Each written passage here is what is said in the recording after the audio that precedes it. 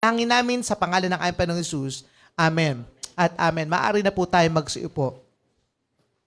At maraming salamat sa bawat isa.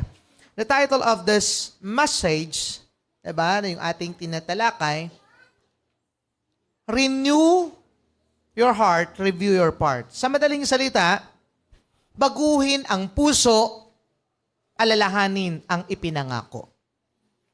Pag hindi tama ang ating puso, marami tayong makakalimutang mahalaga.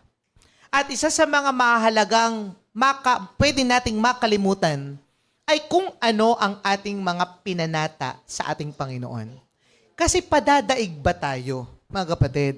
Maraming mga panata na ating nakikita sa labas, 'di ba? Lalo na ang mga panata, yung like for example, panata every mahal na araw. Tama? Yung panata na mag-host ng sa kanilang tahanan ng mga tao, mga hermano. Alam nyo, ang daming mga panata nating ginagawa. Yung iba, 'di ba? Hindi mag-aahit hanggang sa makuha nila yung kanilang mga gustong tangkilikin. Marami tayong panata. But what we're trying to understand right now, mga kapatid, kung meron tayong higit na dapat tuparing panata, ay ang panata natin sa Panginoon na makabuluhan at angkop sa kanyang mga salita.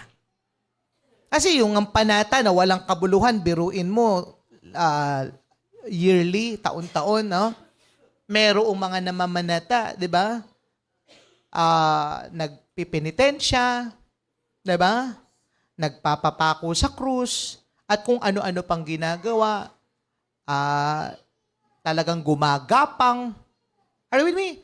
Pero itong mga bagay na ito, natutupad nila kahit wala naman sa banal na kasulatan. Kaya kung naunawaan natin, kung mga taong ito may magandang attitude in a sense, kaya lang alam nyo, yung magandang motibo is not enough kung unbiblical.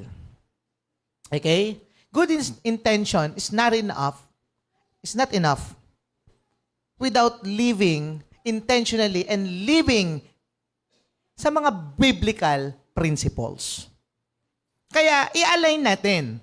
Ngayon, kung naunawaan mo naman na ang iyong ipinanata ay ayon sa salita ng Panginoon, ayon sa kanyang mga aral at kanyang mga pinag-uutos sa atin, iyon ang dapat nating tuparin. Okay? At hindi po pwedeng matupad mo naman kung ang puso mo, 'di ba? Napapansin malayo na pala sa Panginoon, but thank God for that. 'Di ba? Yung mga reminders through singing, 'di ba? Sa mga preachings na narinig natin, kung kaya pwedeng mabago ang puso at pwedeng maalala kung anong pinangako. Okay? Now, the way to their spiritual recovery, what we're talking yung ating pinag-uusapan ay patungkol sa naging hakbangin ng Israel or ng Judah sa kanila pong muling pagpapanumbalik ng kanilang sigla sa paglilingkod sa buhay at tapat na Panginoon. Okay? So nakita po natin, they destroyed their pleasure. Hindi makakapanaig ang Panginoong Diyos sa kanilang buhay at muli nilang masusunod kung merong umaagaw ng kanilang attention. Like for example, ngayong araw na ito, kung ikaw ay bothered by different things, kung ikaw ay naaabala ng mga ibang mga distractions, hindi ka pwedeng makapakinig ng maayos ng salita ng Panginoon. Pero kung itutuon mo ang iyong, 'di ba, paningin, ang iyong kaisipan, ang iyong pakinig sa salita ng Panginoon, pwede kang mapagpala, pwede kang matuto, pwede mong makuha yung gusto ng Diyos na gawin mo upang sa gayon makuha mo yung full potential ng buhay mo. At alam nyo, ito naman talaga yung actually, last night, may kausap ako. Alam nyo, paano ba magiging isang dakilang ministeryo yan? Diba? Ito ba ang measurement ba nito? Pagka marami ang numbers? Pagka may building, yun ba ang measurement ng great ministry? We're talking about, kasi parang nag-pastoral theology kami eh. Kasi, last time, diba? Alam nyo, di pa pala ako tapos ng preaching last Friday eh. May third part pa. Oo, together with my... Pero ito'y healthy, lang naman, conversation. I do not kumbaga parang i-consider ang sarili ko na higit sa kanila. It so happen, nauna lang ako sa kanila. Okay? Pero sabi ko, paano ba natin maiko-consider na isang dakilang ministeryo yan? Ano ba ang measurement ng isang dakilang ministeryo? By the way, I just want to remind each and every one of us that ang persona na pinaglilingkuran natin, ang Diyos na pinaglilingkuran natin ay dakilang Diyos. So isang batayan yan na meron tayong dakilang ministeryo sapagkat ang ating pinaglilingkuran ay dakilang Diyos. Tama? So ibig sabihin, hindi lamang measurement yung building, yung dami ng tao, kung ito'y maiko-consider na dakilang ministeryo. Pero ito pa isa. Dakila yung maiko-consider, not just only, of course, that's the bottom line, we have a great God. We are serving a great, living and great God. Pero, pinagkatiwalaan tayo ng Diyos ng mga tao. Ngayon, kung yung mga tao na yan ay hindi maaabot ang kanilang full potential na dapat maabot nila as we lead them. So therefore, hindi pwedeng maging dakilang ministeryo yan. Pero kung maunawaan natin, kahit 5 yan, kahit 10 yan, kung maaabot ninyo ang inyong full potential, pwede yang maging dakilang ministeryo. Bakit? Magagamit kayo ng dakilang Diyos sa isang dakilang gawain. Dahil itong simpleng buhay na ito ay inilagay natin sa kamay ng dakilang Panginoon so that God can use us great and mightily. Pero kung kahit ng dami ninyo, wala naman kayo pakinabang, hindi kayo nagmiministeryo, ni hindi kayo nagpaparangal sa Panginoon, ni hindi kayo nagtatapat sa Diyos, hindi ito great ministry. Kung hindi nyo naabot, kung walang nabago sa buhay nyo.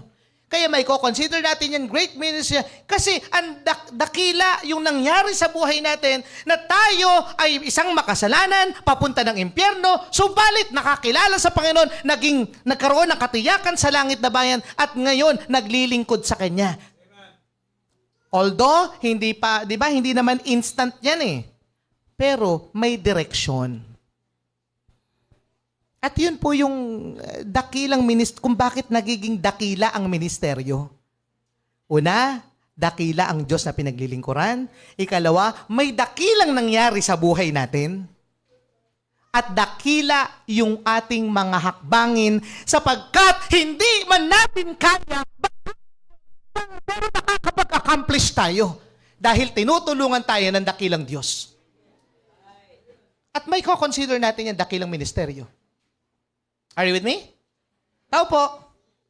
See? So, yun po yung isa sa mga batayan. Now, kaya nga patid, nakita natin, iwinaksin nila ang kanilang mga layaw so that the Lord can rule over their lives. Diba? And of course, bilang sila binigyan ng leader, si Hezekiah, dinelegate sila sa kanilang mga position. Okay? So ano naman yung sense nun or significance sa spiritual recovery? So that we can give God the reason na mapagpala tayo kasi may ginagawa tayo. Paano ka bibigyan ng talino, ng kakayanan, ng mga blessings, ng pananalapi, at kung ano-ano pa, ng mga material things, saan mo gagamitin? Kaya kailangan, maunawaan po natin, kapatid, start where you are, use what you've got. Kailangan upang tayo ay ma-consider to become a faithful steward, kailangan kung ano ang meron ka, nagagamit mo sa Diyos at ito ay dumadami, pinagyayaman mo. Nagmumultiply. Lahat ng creature ng Panginoon may pakinabang. Lahat ng creature ng Panginoon lumalago at dumadami. Kaya nga, ang bilin kila Adam and Eve, pasimula pa lamang ng creation, ang bilin na sa kanila, di ba? Replenish the world. Magpakarami kayo. Nandiyan po ba kayo? So, ibig sabihin, we are designed to multiply para ma-consider ka na mabuting katiwala. Kaya hindi sa demonyo yung yumayaman. Hindi sa demonyo yun. It so happen lang, maraming yumaman na hindi pa Kristiyano. Bakit? Because they follow the pattern. Anong pattern? You must multiply.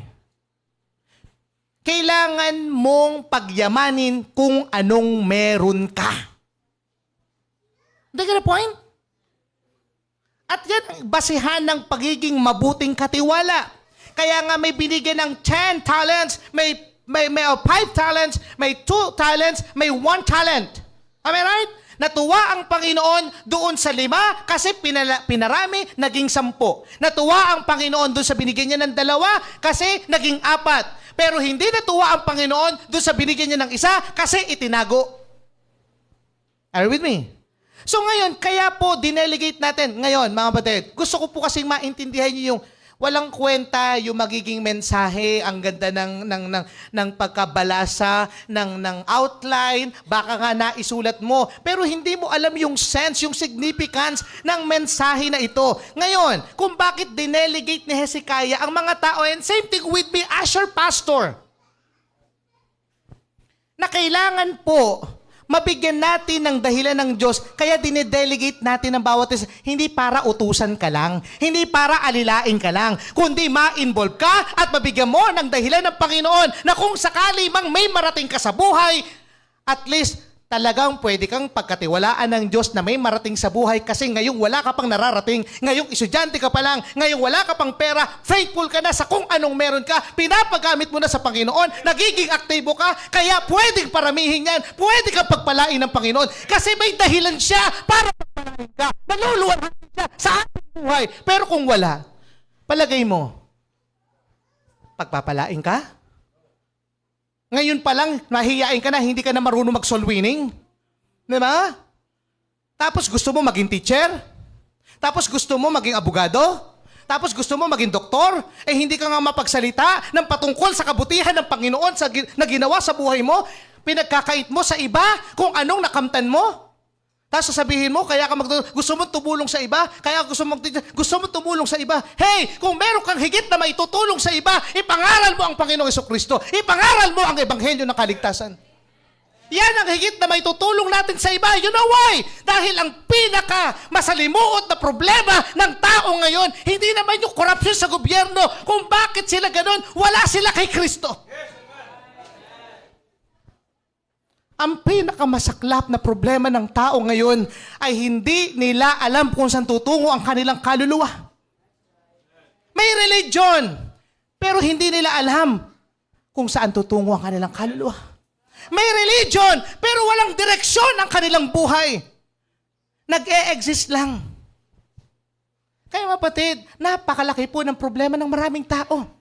Bakit ba nangungurap? Hindi nila alam, wala na paglagyan ang kanilang mga pera, pero patuloy pa rin ang pangungurap. You know why? They do not know their goal. They do not know the purpose of their lives. Wala silang layunin. Diba? Akala lang nila yun na makapagsasatisfy ng kanilang buhay. But you know what? Ano nangyari? Eh di, sige, kurapan ako. Ang dami na. Pero sige para tuloy. O hindi naman sila sumasaya. Eh ngayon, nagkabukingan pa. Di mas lalo silang hindi sasaya. They do not know the purpose of their lives. At yun ang kailangan po nating solusyonan. Being a believer, we are a problem solver of this world.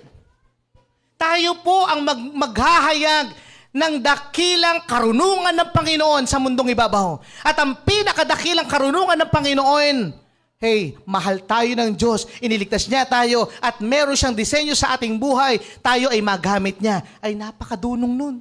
Pag naunawaan mo layunin ng buhay mo, madunong ka. Oh. Eh, katulad nga nung binabasa kanina. Kung naunawaan nyo, minsan parang talagang ninanamnam ko yung kanina, yung Bible reading. Diba? Karunungan yung tinutukoy doon. Iwaksi mo yung karunungan, mapapahamak ka, mamamatay ka. And you know what? Walang karunungan sa pagtingin lang sa imahe. Walang karunungan kung mag-cross ka. Walang karunungan, di ba? Kahit damitan mo yan. May karunungan sa kanyang salita na pinreserve para sa ating lahat. Pwede kang matuto sa preaching. Pwede kang matuto dito sa dakilang libro na ito na naglalaman ng salita ng Diyos para mabago ang buhay mo.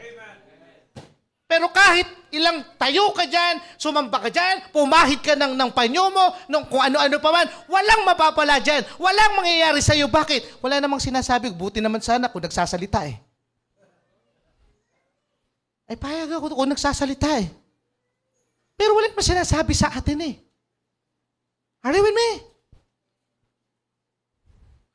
Pero ang salita ng Diyos, maraming sinasabi sa atin. Para tayo'y mabago sa buhay. Para tayo'y matuto. Tao po. Kaya dinelegate. Kaya dito, sa church na ito, kung mapapansin nyo, ang daming activity. Ang daming fellowship. Ang daming ginagawa. Because I just want to give you reason to become involved. Because God does not, kumbaga ayaw ng Panginoon, ng idol. Ayaw ng Diyos na wala kang ginagawa.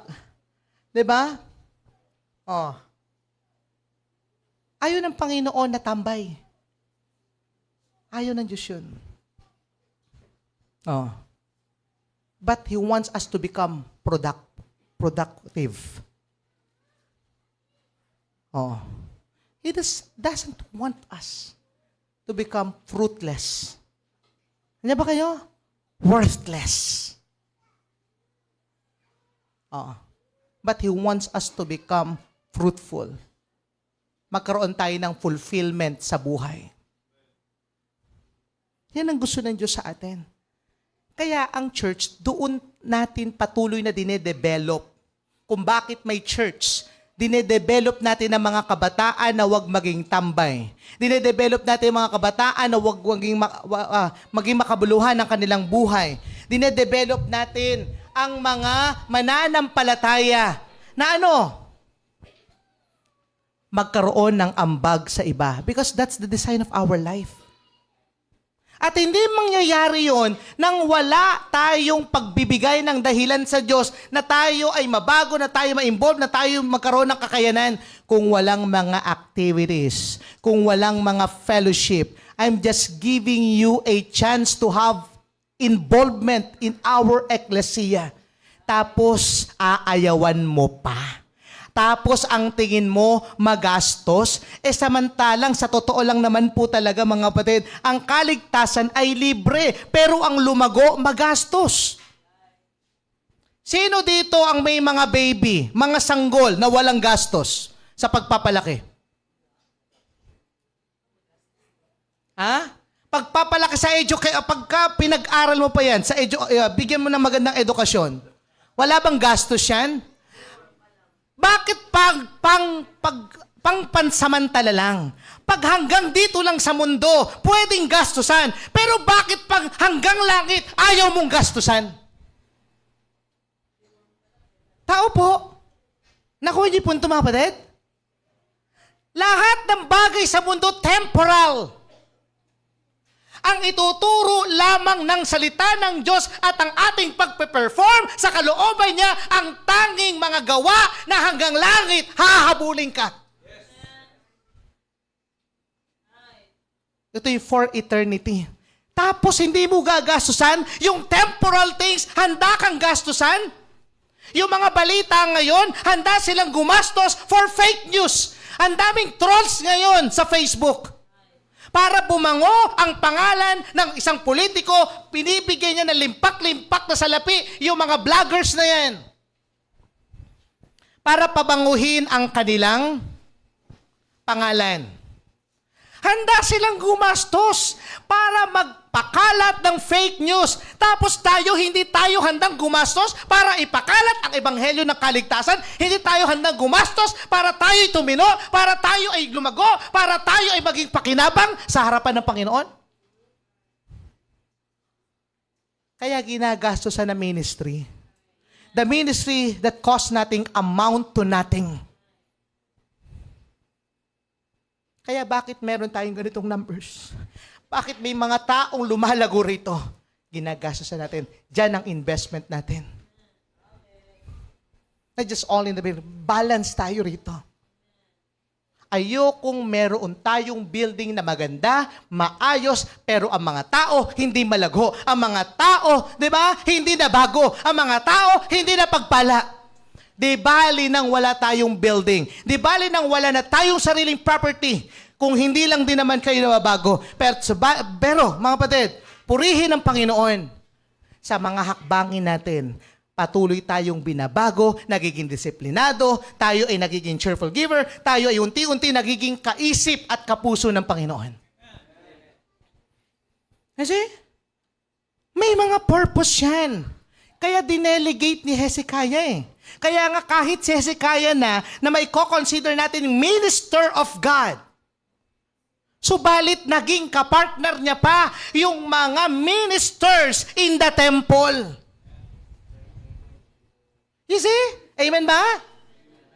Oh, hari na siya. Imagine. Kaya nga, na-consider si King Hezekiah as one of the remarkable king in Israel. Akala natin ang remarkable king ay si David na, si Solomon na, dahil siya yung naging mayaman, siya yung naging marunong. Pero ang lahat ng ito, sila po yung mga bumagsak din naman sa kasalanan. Pero ang kino-consider na Bible na walang naging katulad ay si King Hezekiah. Bakit? Sapagkat siya lang po ang higit na nagpahalaga sa mga priests at Levites na may kinalaman sa templo. Though nagpahalaga rin naman sila David, pero mga kapatid, Bible na nagsabi, hindi natin pwedeng kontrahin eh. Binasa natin last time, di ba? Tao po. Saan ba yon? Pwede ba natin buksan muli ang ating mga Bible? Di ba? In 2 Kings chapter 18, verse number 5 to 7. Ano sabi rito? He trusted in the Lord God of Israel, so that after him was none like him among all the kings of Judah, nor any that were before him. Katapos at bago na mga hari sa kanya ay walang naging katulad niya. You know why? Sapagkat siya po ang nag-set ng revival sa Israel. Kaya po, talking about revival, mga kapatid, ito ang napakagandang gayahin. Si King Hezekiah. Bakit? Talagang winasak nila yung mga umaagaw ng kanilang atensyon so that can worship God in spirit and in truth. Na walang kahati, wholehearted. Di ba? Wala po naging katulad sa kanya nang matapos siya at bago. Bakit? In verse number 6, for he clave to the Lord and departed not from following him, but kept his commandments which the Lord commanded Moses. Kina-consider niya ang lahat ng mga may kinalaman sa Diyos at ang mga utos ng Diyos at ang mga tao ng Diyos. Most especially yung mga ministers in the temple. Kaya may pabor ang mga nangangalaga sa mga lingkod ng Diyos. Though, sabi ko nga, just like what I've said, he was considered as a man of God, as minister of God, being king of Israel or Judah. But you know what? Siya rin po ay nakipag-partner sa mga ministers in the temple na siyang nangangalaga ng mga kautusan ng Panginoon, na siyang nangangalaga ng banal na kasulatan in their time. At ang banal na kasulatan in their time, Old Testament pa lamang yun. Sulat pa lamang ni Moses. Yung Pentateuch. Diba? Yung 5 books of the law. From Genesis, Exodus, Leviticus, Numbers, and Deuteronomy. Yun pa lang po ang isa, yung buo na pinaghahawakan nila. Is it? Are you with me? Nanatili siya sa Panginoon. And in verse number 7, and the Lord was with him, and he prospered whithersoever he went forth, and he rebelled against the king of Assyria and served him not, sapagkat may ibang Panginoon ang king of Assyria. Kaya hindi siya nakipagkaugnayan doon. Doon siya sa Panginoon. Alright? Nandiyan po ba kayo, kapatid? Oh. So they delicated their position, kaya sana wag pong sasama loob nyo sa akin. Kung bakit may mga ministry fair, kung bakit may mga fellowship, I'm just giving you a chance, an opportunity para tayo ay magamit ng Panginoon ng sama-sama para ma-involve ka, para hindi ka maging tambay, para hindi ka maging Zimbabwe. Para sa ano yung Zimbabwe? Zimbabwe, uupo, walang tugon kahit sa altar call, hindi lumalapit. Bakit? Wala man lang tugon sa harapan ng Panginoon, wala man lang i-commit kung paano siyang natuto. Na hindi nagpakumbaba sa harapan ng Panginoon. Hindi ako sasambahin mo dito dahil even I just want to humble myself before God. Una na akong kinausap dito ng Diyos. Pag ito'y inaaral ko, hindi lang ito para ma-preach ko sa inyo, kundi ako ang kailangang unang baguhin ng Panginoon sa preaching na ito. Kaya talking about, kung nagpaparinig si Pastor, talking about, kumbaga ano tawag nito, sinasadya ni Pastor or papatama. Ako unang kailangan matuto sa salita ng Diyos bago ka pa. You see? Tungkulin ko na kung ano ang sinasabi ng Bible, ako ang unang gumawa.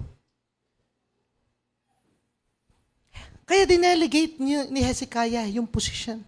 Kaya tayo may mga ministry fair, ministry leaders, meron tayong mga pinagkakatiwalaan, may mga core tayo, meron tayong leaders of 10, leaders of 50. Tao po. Yun yung pattern eh. You see?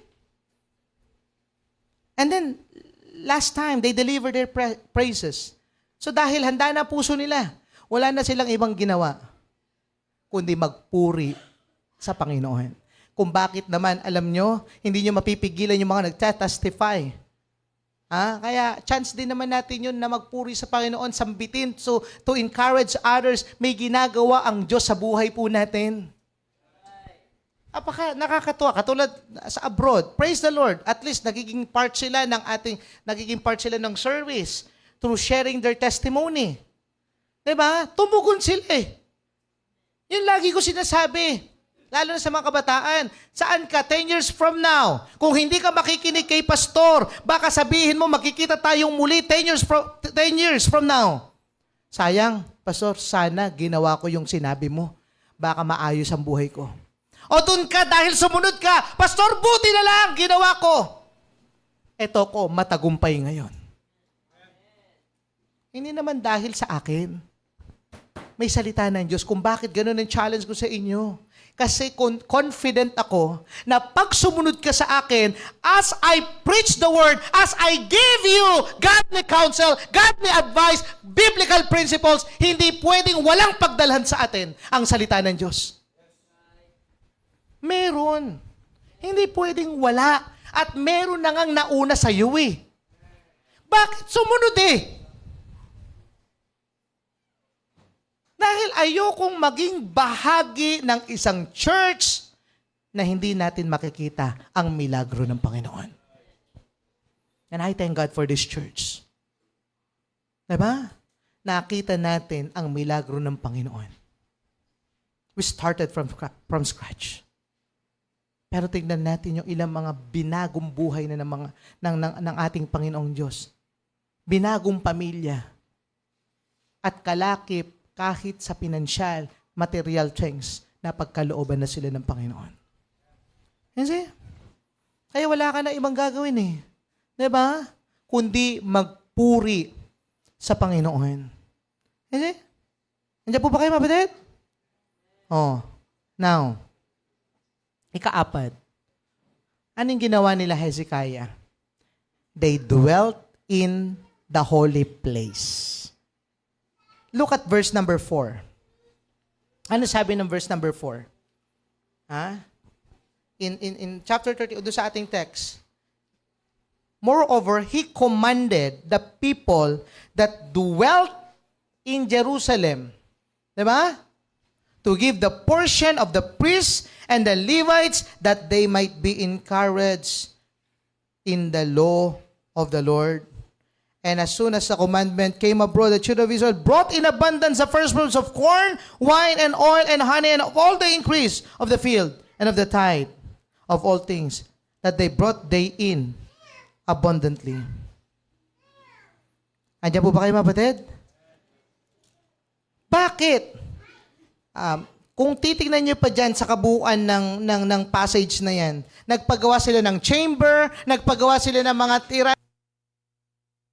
so that the people of God ay hindi na umalis kung nasaan ang templo ng Diyos. Sila po ay mga nanahan na doon. They dwelt in the holy place. Nanahan na kahit yung priest, pinananahan sila doon. You know why? Para nang sa ganun, any moment na may mga ilangan ng advice, any moment na may mga ilangan ng counseling, any moment na may mga ilangan ng salita ng Diyos, mga biblical principles, mga payo, mapapayuan agad sila. Kaya ang mga lingkod ng Panginoon, ang Levites, ang priests and Levites, nanahan sila doon. At ang ilang mga manggagawa. You see?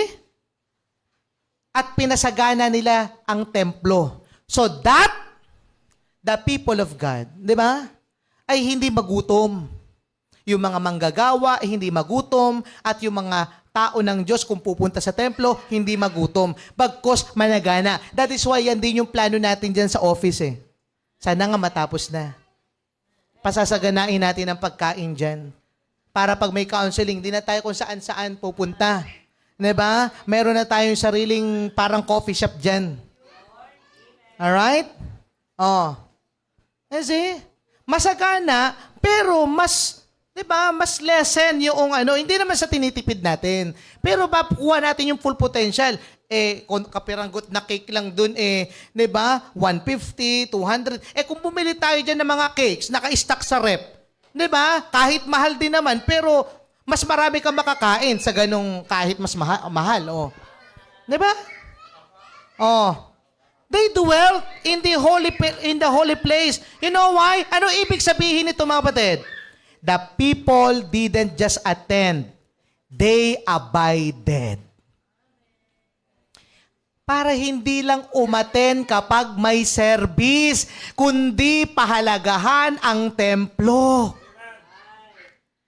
That's why they prepared. Ayun, ito pala yung sinasabi ko. Kaya hindi ko makita. Verse 11, tingnan nyo. Verse 11. Okay? Then Hezekiah commanded to prepare what? Chambers in the house of the Lord. And they prepared them. Tama? In verse 11, chapter 31. Doon sa ating text. Alright? They prepared chambers in the house of the Lord. May mga silid po doon. Para na sa ganon, halimbawa, kung mayroong kailangan talagang matinding counseling kasi away mag-asawa, di ba? Alam nyo, nung araw pa man yan, nangyayari na po eh. Mas kailangan natin ang salita ng Diyos kesa sa payo ng mundo. Kesa sa payo ng tropa mo. Pag payo ng tropa mo, bias yun. Ano, tropa? Walain mo na yan. Pangit naman yan eh. Hanap ka na lang ng iba, tropa. You see? Ibig sabihin, pangit ang ugali. Pero alam nyo, wala namang hindi pangit ang ugali. Lahat tayo may kapangitan ng ugali. Huwag na tayo magmalinis. Lahat tayo may kapangitan ng ugali. Meron tayong mga baho. Meron tayong mga, di ba? Meron mga toyo. May mga saltik. Kaya nga may Word of God. Kaya nga nagpapaturo sa Word of God para umayos, para mabago yung toyo. Di ba? Edi pag nilagyan mo suka, edi nag-adobo, masarap na yun. Kaya may Word of God. Kasi nga, lahat tayo mayroong sumpong. Kaya mapatid, ang katotohanan yan, ang Word of God talaga magbabago sa buhay natin. Kaya kailangan natin ng templo kung saan dito tayo tinuturuan, dito tayo hinuhubog, dito tayo pinapayuan, dito tayo pinapangaralan ng salita ng Diyos. Kaya kita nyo mga batid, sila po nagpagawa pa ng chambers. 'Di ba? Showing para ipakita that their worship was continual, not casual. Ang worship continue pa, ibig sabihin continual. Hindi casual, hindi kung kailan mo lang gusto, namamasyal ka lang sa church. 'Di ba? Hindi. Ito ang ating pamilya. Ito, totoo yung sinasabi ni statement ni former Vice Mayor Alex. Ni Migs. Ang langit dito sa lupa. Pero hindi yun yung Vice Mayor's office. Hindi po yun yung sa government. Ang langit natin dito sa lupa ay ang ating church kung saan dito tayo pwedeng tulungan ng Diyos, kausapin ng Diyos, turuan ng Panginoon, hubugin tayo ng Panginoon. Papatunayan ko. In Matthew chapter 18 verse 20. Tingnan nyo. Kaya nga hanggat maaari kung makakadalo kayo physically, not online, not online, but on-site. Ano sabi na Matthew 18:20? Hindi natin pwedeng pasubalian to. For where 2 or 3 are gathered together in my name, there am I in the midst of them. Kaya huwag kang magmamagaling. Kahit hindi naman ako na-attend, pastor, damandam ako ang Espiritu ng Diyos. Damandam ako kahit ako'y magkaisa. Marunong ka pa sa salita ng Panginoon? Are you with me?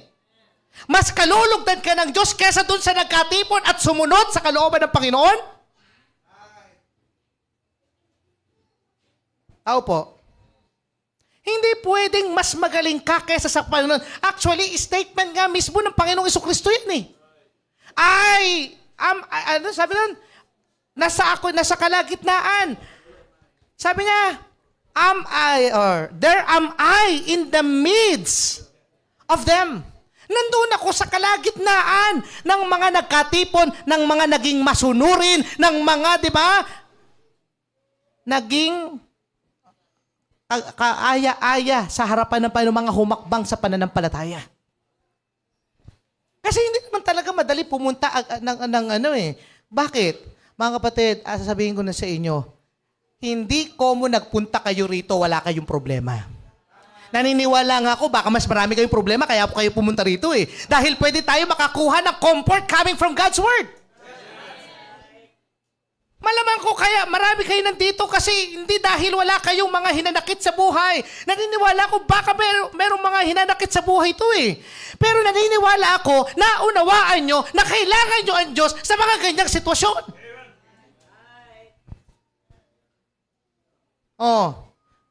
Kaya kung sasabihin lang natin, pastor, may dahilan ako, ganito Mga kapatid, lahat tayo may dahilan. Ako nga may dahilan para hindi rin ako umatin ngayon Hindi ba? 2:00 na ako natutulog Parang sasama na kay Tatay Gaming Di ba? May insomnia na yata tayo, Tatay Gaming. Di ba? Pero nauna ako sa inyo rito. Tama, Eliza? Amen? Pero nauna ako. Di ba?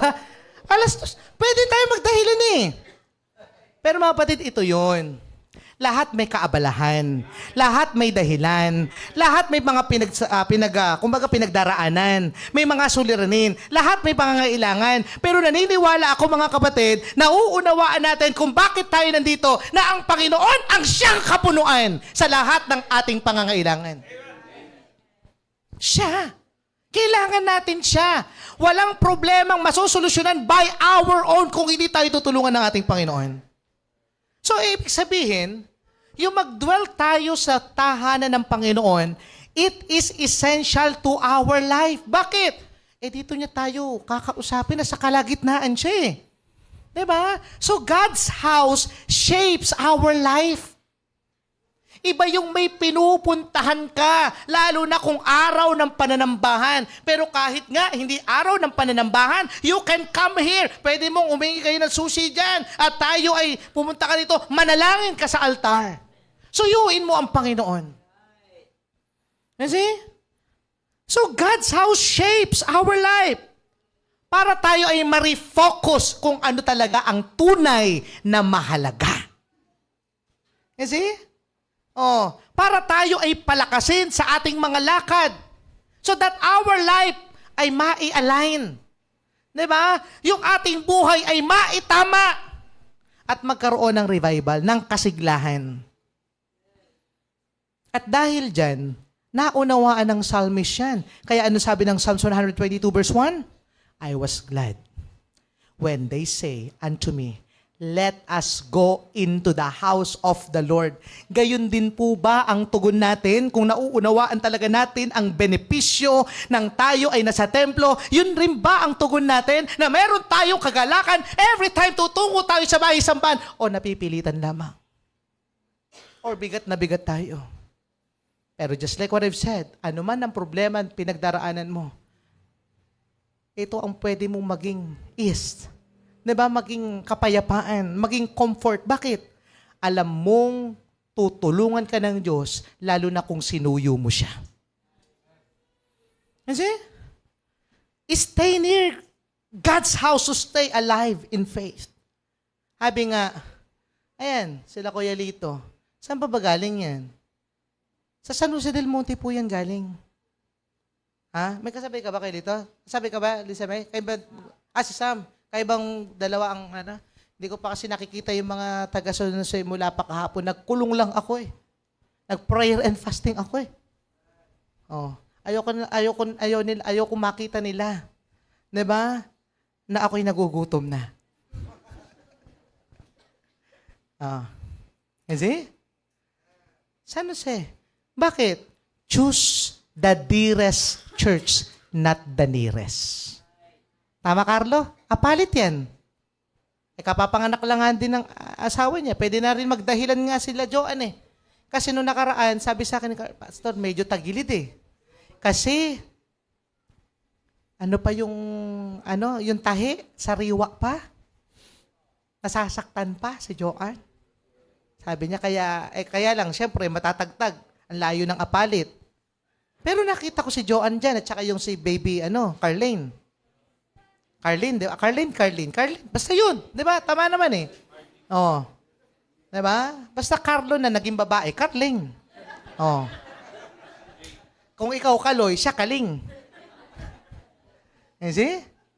So the thing is this. Taga-apalit, dadaan ng kalumpit. May magandang simbahan doon, mas komportable, mas malaki. Am I right? Kaya lang, choose the dearest church, not the nearest. Hindi ikaw ang mamimili, ang Diyos ang naglalagay sa atin. Oh, apalit pero pumupunta, pinilit ko ba yan? Hindi. Napaalis ko na nga yan eh. Biro lang baka totohanin ng iba. Pero si Carlo, hindi nyo matitisod yan. Kayo matitisod, lalo na pag umitin, maaasar kayo dyan. Hindi nyo matitisod yan. Oh. Tama? Amen ba? Oh. Choose the dearest, not the nearest. Ang dami natin mga members ito malalayo. Am I right? Meron nga sa abroad eh. Di ba? Pwede naman sila, baka maghanap sila ng Baptist churches dun eh. Kaya lang hindi naman sila dun pinanganak eh. Parang ganon. Parang ikaw. Kako mo ba ikaw ay nag-abroad? Ibig sabihin, hindi ka nang papadala sa pamilya mo? Kita nyo, ang bait pa. Anak to ni Carlo eh. Oh. Imagine, nag-aabot pa ng tubig. Tao po, choose the dearest. Saan ka ba na-save? Saan ka na-baptize? Saan ka dinisipulo? Dun ka. Tama? Hindi ikaw ang mamimili kung saan ka. Ang Diyos ang mamimili para sa'yo. Tao po, kahit ako nag-baptize sa inyo o kaya si Pastor Joe, hindi kami ang nagdadagdag sa church. No, ang Panginoon and the Lord added to the church. Hindi ako. It so happened, ginamit ako ng Diyos sa iyo. Diba? Kaya hindi ako masasaktan kung sakali may mawala. Baka hindi dito talaga yun. Ang Lord ang naglalagay eh. You see? Basta ako, I will teach you, I will love you, I will take care of you, I will disciple you. Lahat gagawin ko para sa iyo. Dahil ang alam ko, dito ka. Ngayon, wala akong magagawa dun. But I'm always praying for you. Lahat kayo pinagpipray ko. Isa-isa. Walang hindi. Kaya natutuwa naman ako kahit doon sa mga inactive, nanunumbalik. Bakit? Sinasama ko sa prayer Ibang yun. Ibang part na yun. Lord, yung mga inactive members. Yung J Brothers, katulad po ni Hans at ni Randy. J Brothers pero Hans at saka Randy. Andito na sila. I'm always praying for all of you. Ako natutuwa, buong pamilya na. Alam ko naman kung bakit hindi naman nakakapanamba. Kasi yung mga bata believe na nga ako kay Ate Sophia, superwoman na yan Pero yung kambal, meron sakit sa likod. Parang, ano tawag doon? Scoliosis. Tapos magbubuhat ka ng 2 kambal, tapos magpapabubuhatin din si Gab. Hindi na pala. Sorry. Kala ko binubuhat ka pa Alright? Sabi ko, superwoman na. Imagine, kaya nag-iisa doon, tapos nag-ano pa yata si Kuya Ton yun, nag-schooling ka, di ba Kuya Ton? Okay na ba? Na-process na ba yun? Hindi pa. Promoted ka na, ibig sabihin. Amen! Pambihira, hindi mo, nakakalimutan ko itanong pala sa'yo, nag-schooling to kaya hindi nakakaano, pero sabi ko, patuloy niyo suyuin ng Panginoon. Pero buti na lang, meron silang representative, di ba? Si Gab. Kaya si Gab nanunuyo to sa Lord I'm always praying for the Del Monte family. I'm always praying for all of you. Diba? At ngayon, tutuwa ako, kasama natin si Tatay Ray, sila Ma'am Annie. I'm always praying for them, for the Soko and the Sus family together with Abby. Diba? I'm always praying for all of you. Ngayon, bonus pa. Nakakalimutan ko pray si Ate Helen. Yung nakalimutan ko nag-pray, nandito pa. Bonus!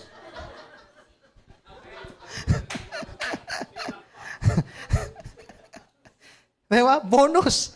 Ate Helen, bonus. Kapag pipray na kita, nakita na kita sabi nga ni Tatay Kemin, be honest. Diba? Alam nga naman sinabi ko, pinag-pray, nakalimutan ko nga ngayon, nakita ko na. Matandaan na kita. Diba? Ito si Janril. Ito palagi ko ito pinagpipray. Totoo yan. Janril, I'm always praying for you. Very good. Kasama natin. Kaya saan ka pa? May pastor na gusto mo ibang preaching, ibang mga ngalaga sa'yo, ibang church, hindi ka naman kilala nun. Hindi ka naman pinagpipray nga nun Doon ka sa kung saan ka inilagay ng Panginoon. The church is where our faith is fed and our fire is fanned. Diba? Doon tayo sa church na yun. Kung saan tayo papakain lalago. So, ano sabi ng Hebrews 10:25? Kaya sabi ko sa inyo mga kapatid, di ba? Beneficial. It is what? Essential to our life pag tayo ay nasa templo. Bakit? Not forsaking the assembling of ourselves together as the manner of some is, but exhorting one another, and so much the more as ye see the day approaching. Essential yan Kaya anong paalala ng Bible? Huwag pababayaan. Katulad ng marami. Pero wag. You see? Ikalawa, not just only essential to our life, but of course, it is to encourage us through His law or through God's law. Okay? And by the way, what is the significance ng law ng Panginoon sa atin, ng kanyang mga kautusan? Mga kapatid, ang laki po. Huwag niyong isipin, ayoko dyan, ang daming bawal, ayoko dyan. No. Tingnan nyo. Let's try to imagine this.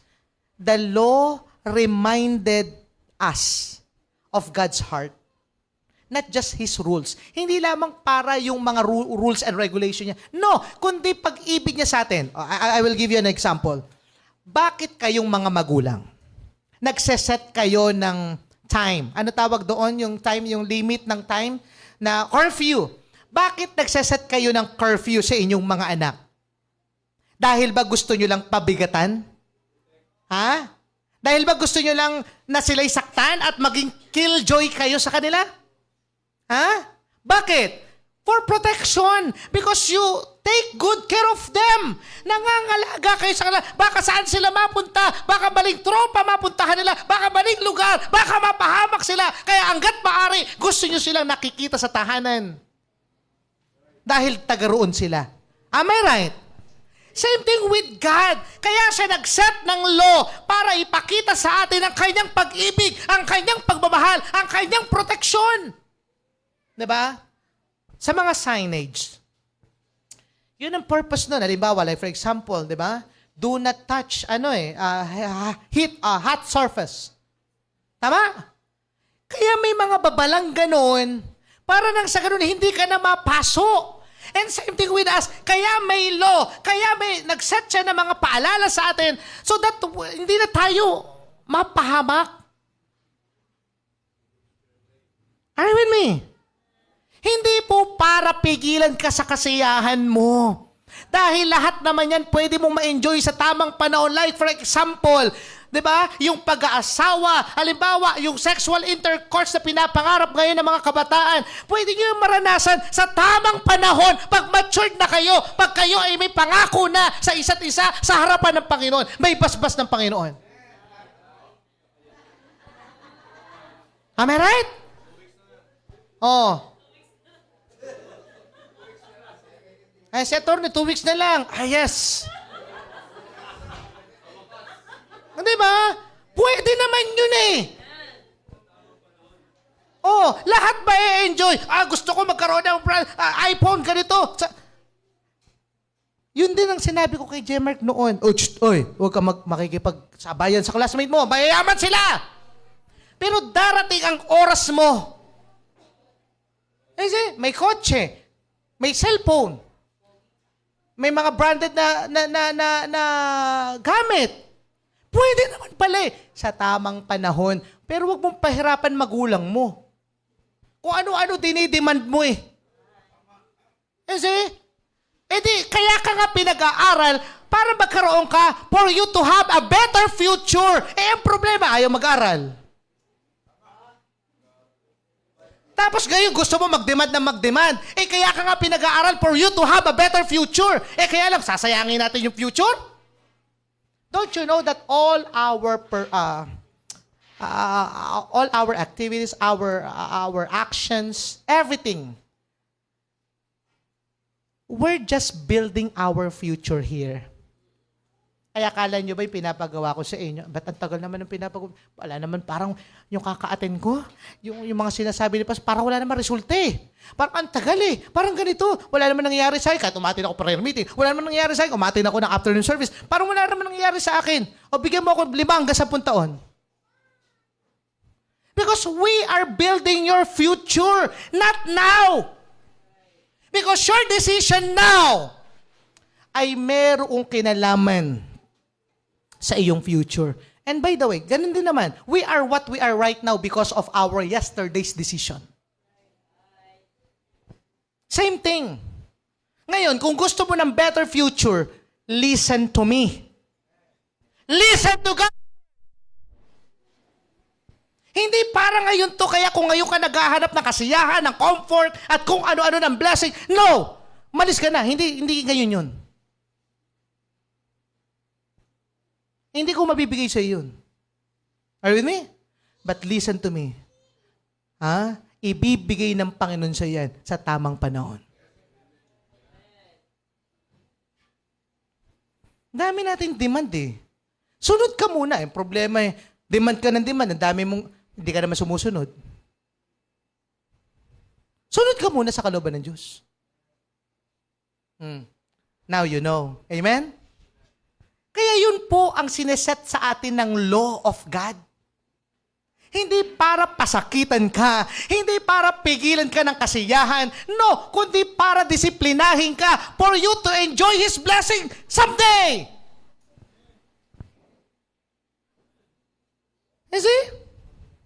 When Judah returned to God under King Hezekiah, they saw His commandments. At nakita nila yung mga utos na hindi kabigatan, hindi chain, hindi tanikala, kundi compass points. Ano yung compass points, di ba? Alam yung compass, di ba? Nagdadirect ng tamang direksyon. Are you with me? That's compass point. Idadirect ka sa tamang direksyon or ilalagay ka sa tamang direksyon. Yun ang kahalagahan at benepisyo ng mga kautusan ng Diyos. Hindi para pigilan ka sa kasiyahan. No. Kundi para yung kasiyahan mo hindi lamang limited.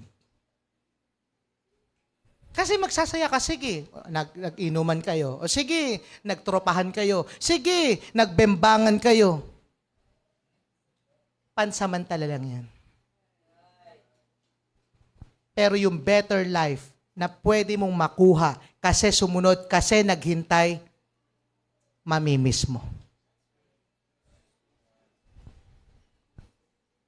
God's law did not limit their joy. Hindi po KJ ang Diyos. No. It led them to true joy. His commandments were not meant to be burden.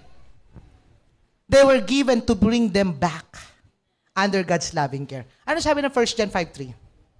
Tignan niyo po ito. For this is the love of God. Kita niyo? Ano ang pasimula? 1 John 5:3? For this is the love of God, that we keep His commandments. Ngayon, pag atin pong pinapangalagaan ang kanyang kautusan, pinapangalagaan natin ang pag-ibig ng Diyos sa atin because His commandments are not grievous. Hindi kabigatan, hindi kapanglawan, hindi nakakasakit, kundi iniingatan tayo ng kanyang kautusan. Iniibig tayo ng kanyang kautusan. Obedience was not about restriction, it was about preservation.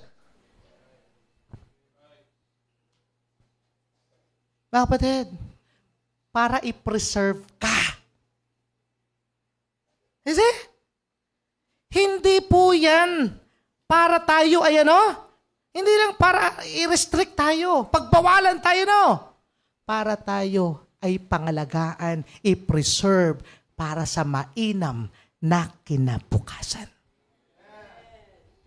Kasi pag may disiplina ka, itinan nyo, yung mga bata na hindi kagad binibigay ang gusto. Di ba? Yung na-train, di ba sabi, train up a child in the way he should go, for when he is old, he will not depart from it. Hindi sasakit ang ulo mo sa bata na yon.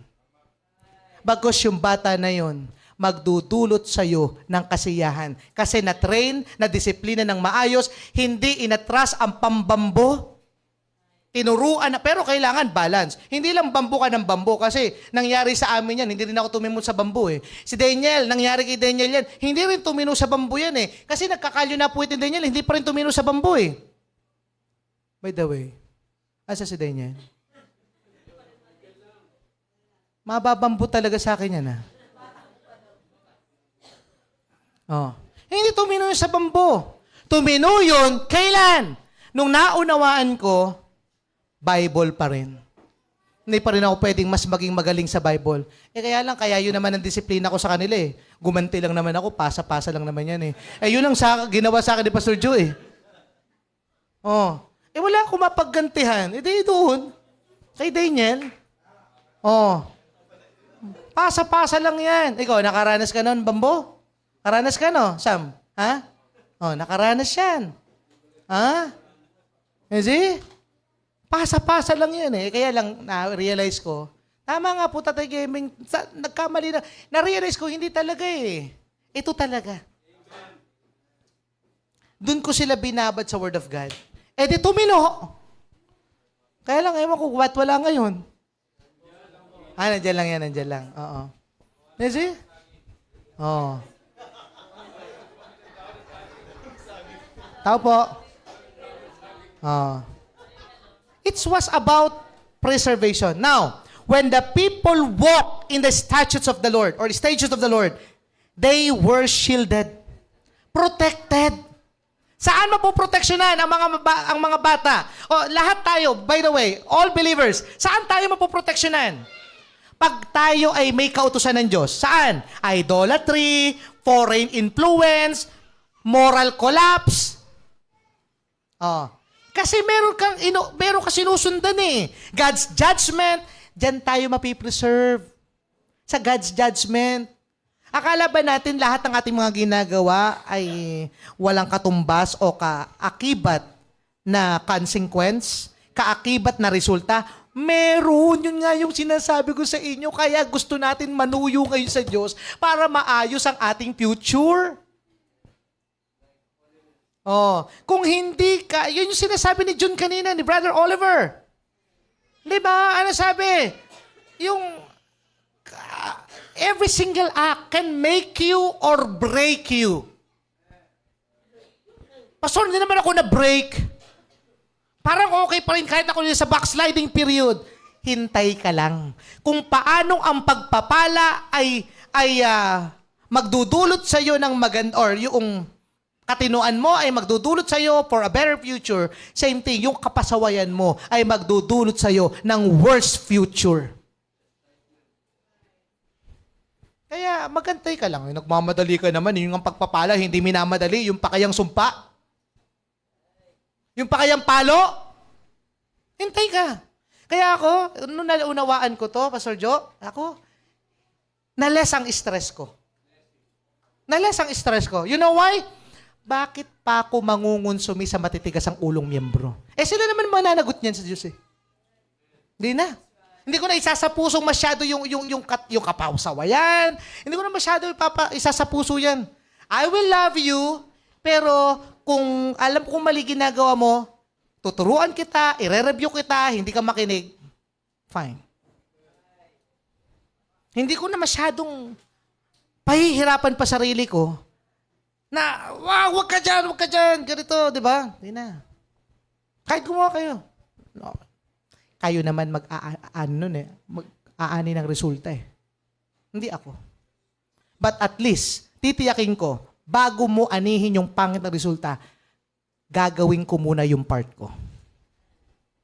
With love, with care. Pero hindi na para magalit pa ako kung susuway ka. Hindi ko na pe-personalin. Di ba? Mamahalin kita. See? Oh. Now, yun po yung doon tayo mapipreserve. Okay? They understood that the law was like a wall of righteousness that kept them safe. Para maproteksyonan sila. Okay? Yung pong law of Christ or law of God ay parang, wall. Ano yung wall? Pader. Pader ng katwiran ng Diyos so that we can be secure. Kung dumaan man ang unos, dumaan man ang mahalakas na hangin, we are secured. Iyon ang law of God. Oh. And as they return, mga kapatid, and by the way, revival always includes correction. Okay? Hindi pwedeng hindi tayo maituwid. By the way, kala ko ba marirevive ako rito? Bakit parang, di ba? Parang ako'y nasaktan. Parang ako'y, di ba? Correction po kasi yun. Di ba? Part yan ng revival. But correction, brings comfort. Not condemnation. Comfort. As you realize, mamaya, lumapit ka sa altar, isuko mo sa paan ng Panginoon, at magkakaroon ka ng comfort. Kaya kung babalik tayo sa salita ng Panginoon, kung saan ipinapangaral sa templo, pwede nating ma-rediscover, yung God's wisdom, yung God's will, yung God's ways. Diba? At ito yung nagbigay sa kanila ng kumpiyansa muli na mahalin ang kautusan ng Panginoon. Dahil ang dulot nito ay tamang landasin, hindi mali. Okay?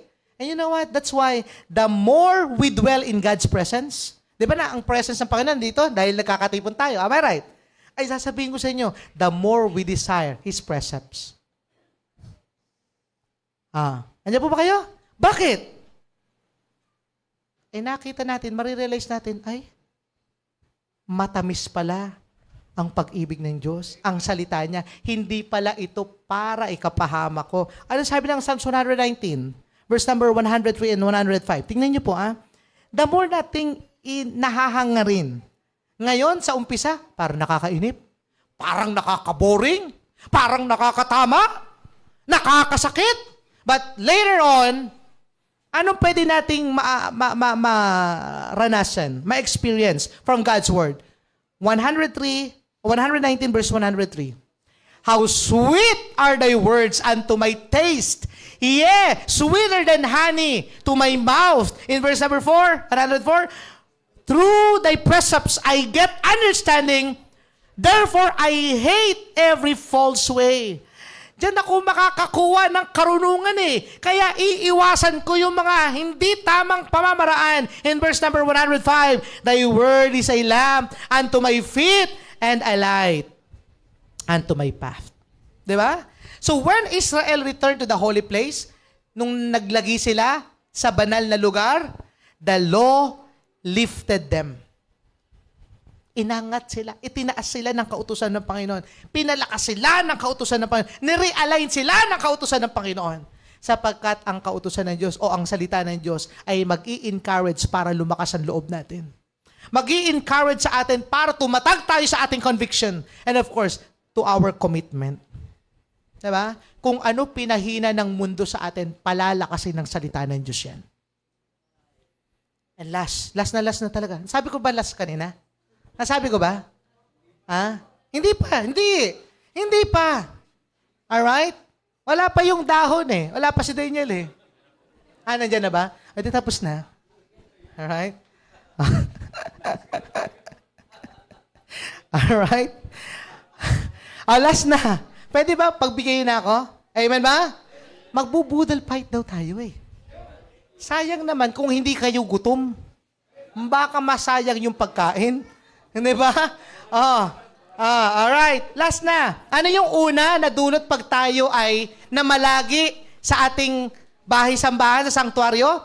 Essential. Mahalaga sa buhay. Ikalawa, i-encourage tayo sa kautusan ng Panginoon. At ikatlo, it is to enjoy.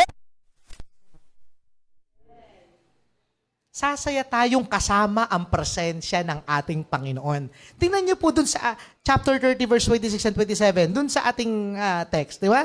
2 Chronicles chapter 30 verse 26 and 27. So there was great joy in Jerusalem, for since the time of Solomon, tingnan niyo panahon pa ni Solomon and the son of David, king of Israel, there was not like in Jerusalem.